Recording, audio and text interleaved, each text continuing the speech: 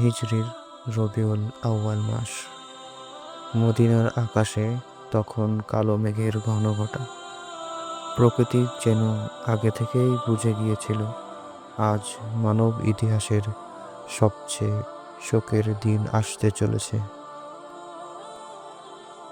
বেশ কিছুদিন ধরেই আল্লাহর রাসূল সাল্লাল্লাহু আলাইহি ওয়াসাল্লাম প্রচণ্ড জ্বরে ভুগছিলেন। ব্যথায় তার কপাল থেকে ঘাম ঝরছিল, কিন্তু সেই চরম অসুস্থতার মাঝেও তার মুখে একটি কথা ছিল, উম্মতি উম্মতি।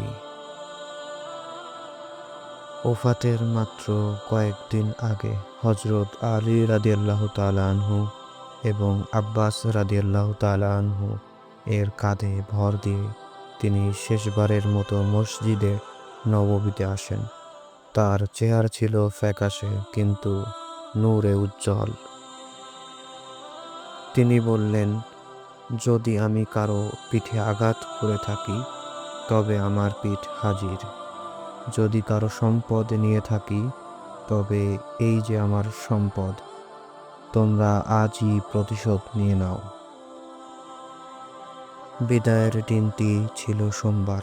নবীজি সাল্লাল্লাহু আলাইহি ওয়াসাল্লাম এর মাথা ছিল আয়েশা রাদিয়াল্লাহু তাআলা আনহা এর কোলে। তিনি একটি মেসওয়াক চাইলেন এবং দাঁত পরিষ্কার করলেন।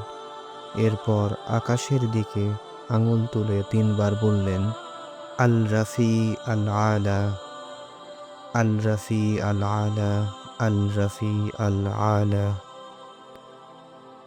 এরপর চিরদিনের জন্য স্তব্ধ হয়ে গেলেন সেই কণ্ঠস্বর।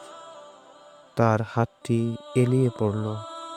মহান আল্লাহ তাআলা তার প্রিয় হাবিবকে নিজের কাছে ডেকে নিলেন। ইন্না লিল্লাহি ওয়া ইন্না ইলাইহি রাজিউন। মুহূর্তেই মদিনা জুড়ে কান্নার রোল পড়ল। হযরত ওমর রাদিয়াল্লাহু তাআলা আনহু তলোয়ার হাতে দাঁড়িয়ে গেলেন। তিনি বিশ্বাসই করতে পারছিলেন না নবীজি নেই। অবশেষে হযরত আবু বকর রাদিয়াল্লাহু তাআলা আনহু এসে সবাইকে শান্ত করলেন এবং মনে করিয়ে দিলেন মুহাম্মদ সাল্লাল্লাহু আলাইহি ওয়াসাল্লাম কেবল একজন রাসূল, তার আগেও অনেক রাসূল চলে গিয়েছেন।